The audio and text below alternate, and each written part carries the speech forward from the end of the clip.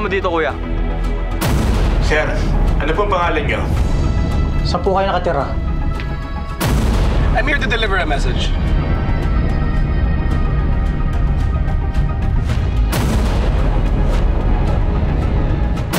Sir, ang pasyente ay si Atoy Santos. 3 taon na siyang hinahanap sa Rosario ni Judge Balmores. Hindi kami pumunta dito para sirain yung maganda rin yung lugar. Pwede natin tawaging peaceful turnover. Ayun nga lang, nasa sa inyo yun kung peaceful nga yung turnover. May nag-uuli isang contact natin, police. Si Atoy Santos. Sandali.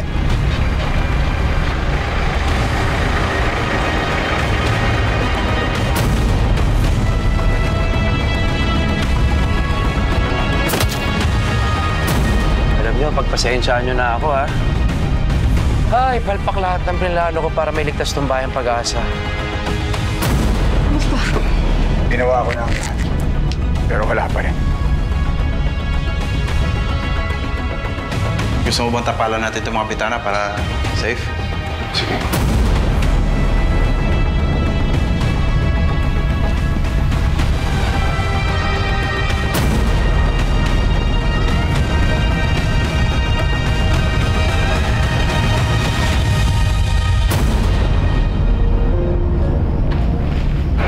Hi, Fatima. Kamusta ka? Ako nga pala si Jane. May pasalubong ako sa'yo.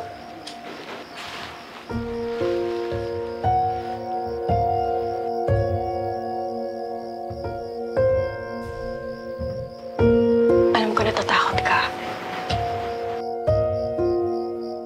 Alam ko rin na gusto mo na bumalik Atoy.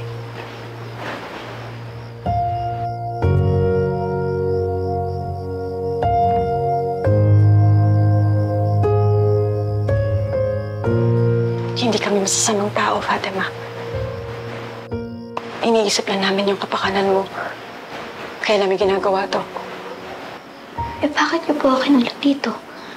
Para ibalik dun sa mga gustong magbenta sa akin? Sinabi mo. Gusto magbenta sa'yo. Ano sinabi mo, anak? Hindi po ba kaya niyo po ako tinatago dito para ibalik dun sa Miguel at sa Mr. Wong?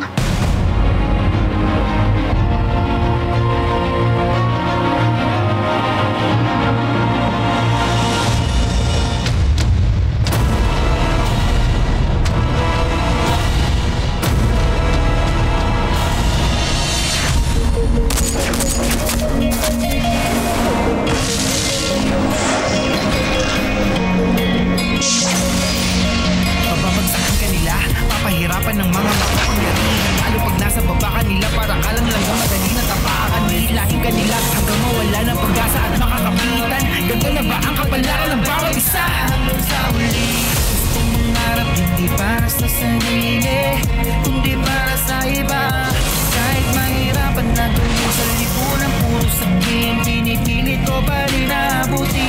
Alam ko na maraming pagsubok ang dadaan, kahit nakamatayan man sa atin nakapa. Kaya di ka mababayaan, ipaglalaban, mahawakan ang kamay. Ako'y maninindigan para sa lahat, kahit ngayon ko na hustisya ay mailang.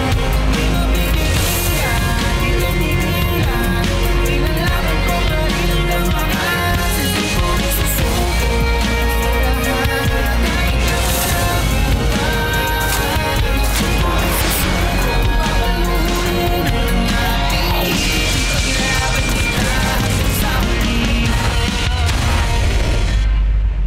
We have your latest results, Judge Balmores.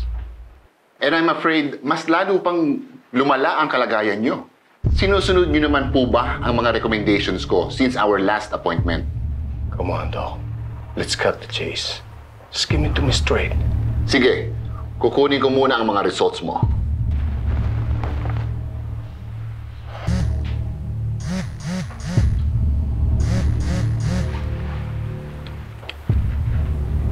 Hello.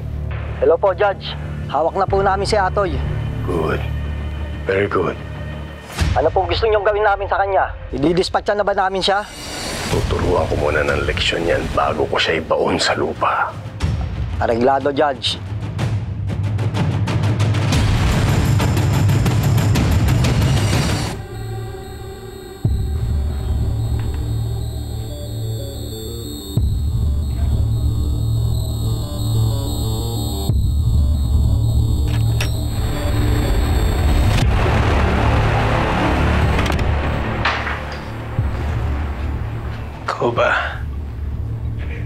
Ikaw ba may pakana nito? Anong kailangan niyo sa amin? Tahimik na ang buhay namin ng anak ko.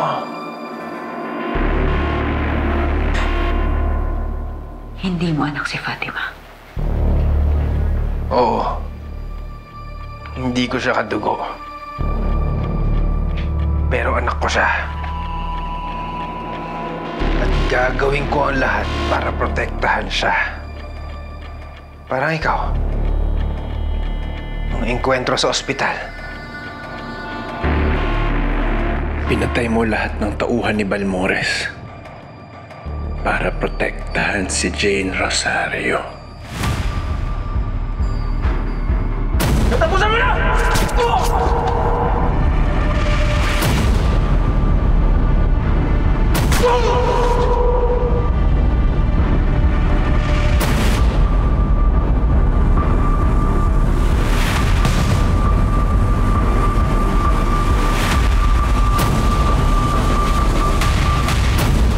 Bakit?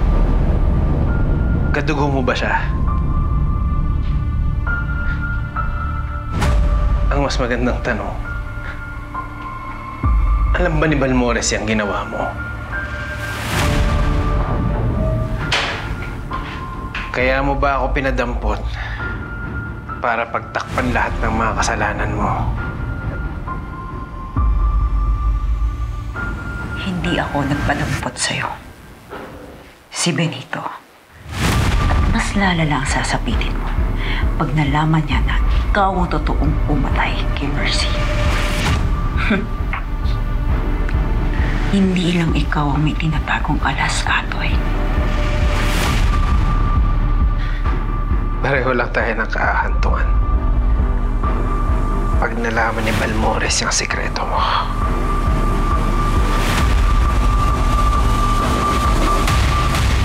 Kaya mo ikanta kita. Baka wala mo ako dito.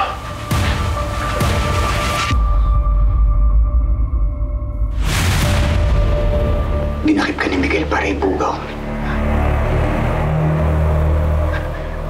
Halip ka, Miguel.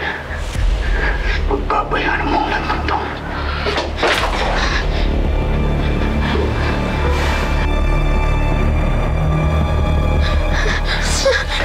Pagbabayaan sila ng to.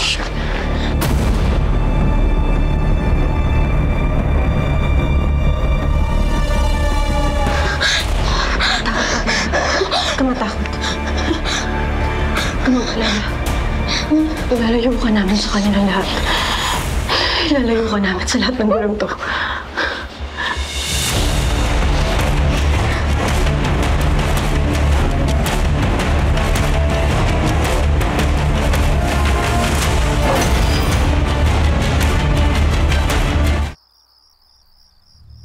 Kung andito lang si Boss Marcos, hindi niya hayaang sumuko tayo kay Aguirre. At hindi niya rin hahayaang mapahamak si Ma'am Hope. Hindi kaya mas maganda na lumaban na lang tayo? Ano yun?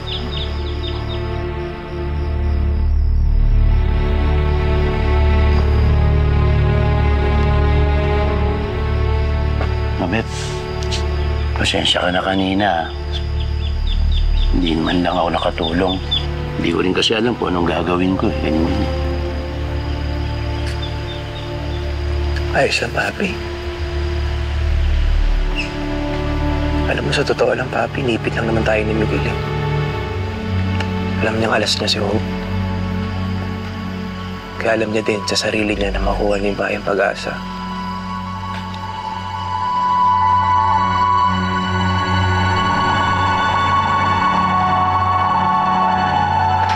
Saan? Saan?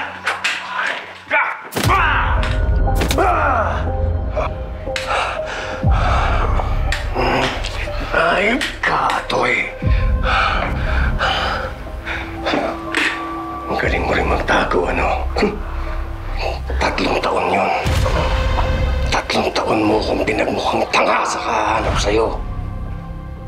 Pero kapag nakaguhit talaga yung kamatayan mo sa mga palad ko, kahit saang lupalop ka pa magtago, mahanap at mahanap din kita.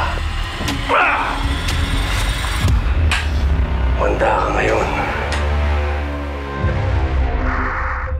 Ang ganti ni Balmores!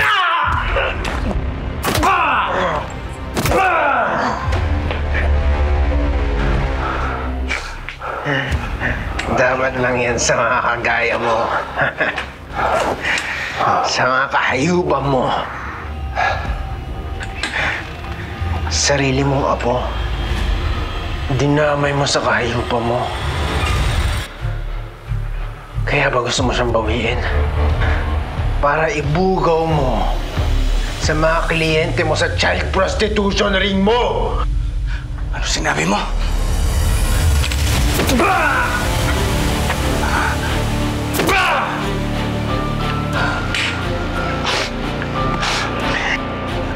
Kung hindi ko pa niligtas si Fatima, malamang hinahalay na siya ng mga matatandang demonyong katulad mo.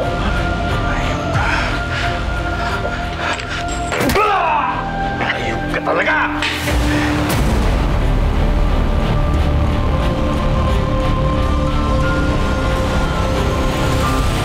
Kailangan na natin masabihan sila Kuya Norman bago pa sila makabalik. Tama si Bea. Sigurado may masamang balak si Miguel para kay Norman. Abangan natin yan, Kuya Robert.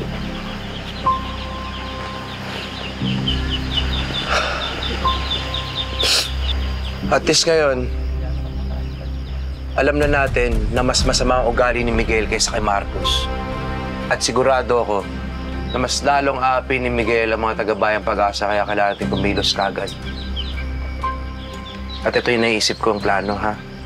Kailangan merong maiwan dito para kapag nagkaroon ng aberya, makakabalik agad tayo sa bayan. At ako, Papi, maghahanap ako ng lugar kung saan merong signal para makontak ko kagad si Norman. Obet, kami nang bahala dito. Mano ka kayo, Obet? Sige.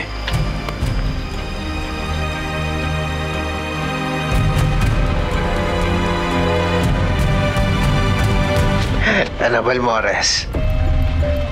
Masakit bang malaman kung gaano kakasahol na tao? Walang kinalaman si Benito. Operasyon niya ni Miguel at saka ng business partner niya si Mr. Wong. So, ang ibig mo sabihin, tinuloy pa rin pala nila Miguel at Mr. Wong tungkol dun sa child prostitution. Bakit ngayon ko lang nalaman to? Noong time na nahuli natin sila, alam ko na hindi sila pagkakatiwalaan. Kaya nagplanta ako ng tao natin sa tauhan ni Miguel. So, tinago mo sa akin to? Benito, hindi ko siya tinago sa'yo. Hindi ko lang siya mapakita dahil wala akong ebidensya.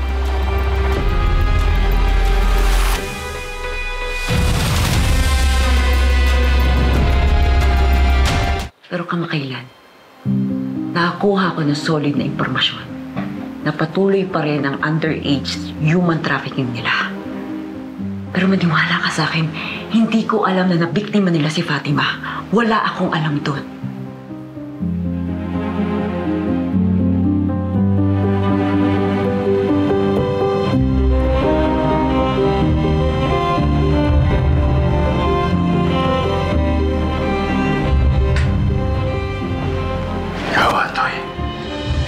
Paano mo nalaman yung tungkol doon sa child prostitution?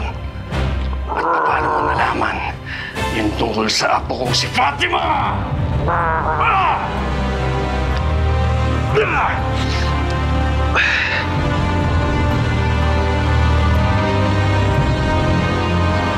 Mas marami pa sa alam ni Norman. At mas marami pa sa alam mo.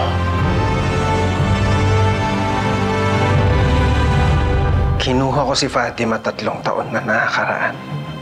At inalagaan ko siya bilang isang sariling anak. Kaya ngayon, hindi si Norman at hindi ikaw ang kinikilala niyang pamilya, kundi ako. Mamatay ka na!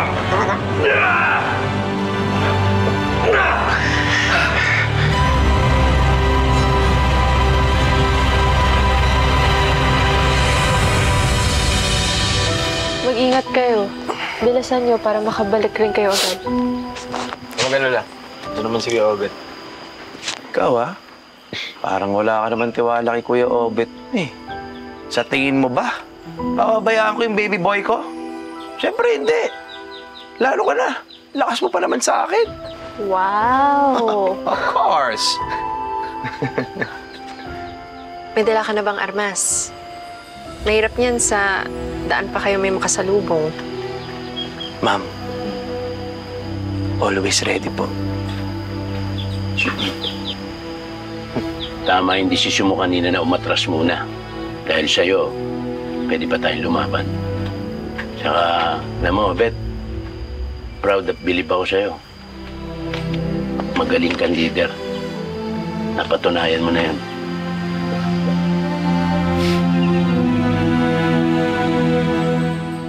Hindi ka pa rin nagbabago, Judge Balmores. Palpak ka pa rin, musga. Ako, na nagpalaki ng maayos sa apo mo. Ako na naglayo sa kanya sa gulo, ang papatay mo. Samantala, mga hayop na nagtrato sa apo mo na parang malayong malayo sa kamay mo na bakal. Arman! Ano nga ba rin mo?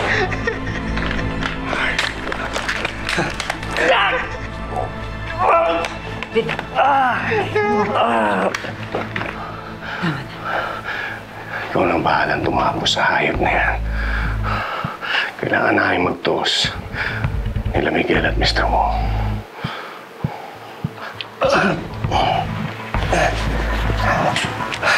Balmores, may kailangan ka pang malaman. Tumahimik ka!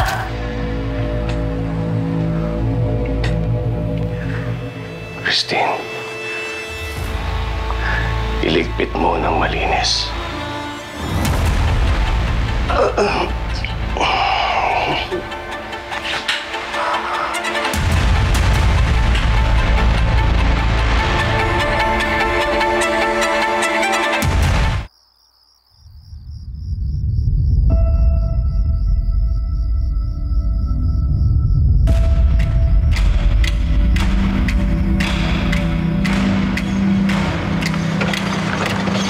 Hinto mo. Sige. Kay mahilap. Dagan.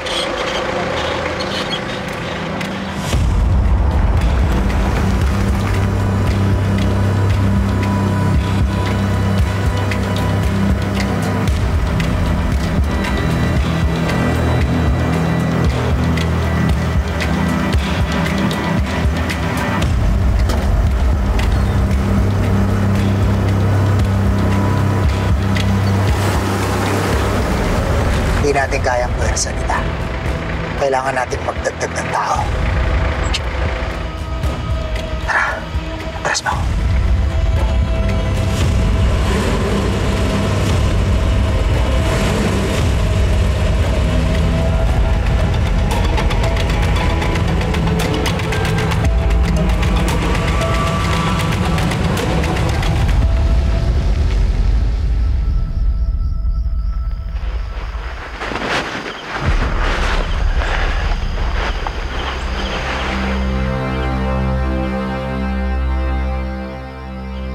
Madasalin ka ba, Atoy?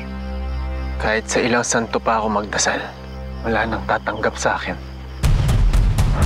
Ang dami ng taong pinatay ko para kay Benito. Sigurado sa impyerno rin ang diretsyo ko. Lahat ng nasa larangan natin, doon ang punta. Kaya magkikita tayo ulit.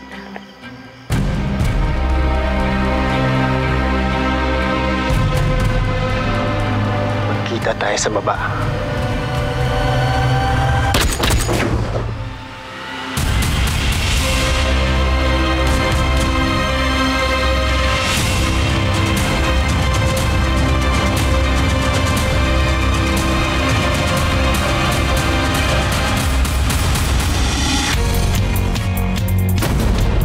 Pagwita ba? Tago! Hello. Judge, natunto na namin ang kuta ni Jane Rosario. Positive. Kasama nila si Norman sa safe house. At hawak po nila si Fatima. Good. 3 taon na kong umasa na buhay pa si Fatima. At ngayon na nalaman kong buhay siya, hindi niyo ako kinikilala. Oh! May sinabi ba akong tumigil kayo sa magtatrabaho? Mas masahal pa yata yan kay Marcos eh. Nagpalit lang ng corona. Kawawa tayo nang wala sila Kuya Norman eh.